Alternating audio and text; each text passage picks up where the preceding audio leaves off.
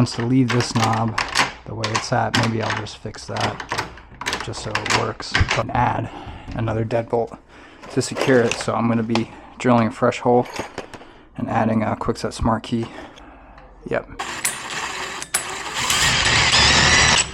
Oh, okay. And, okay, good.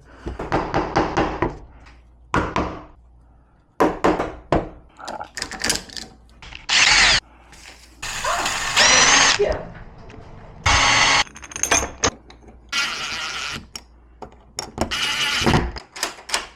And double check with the key.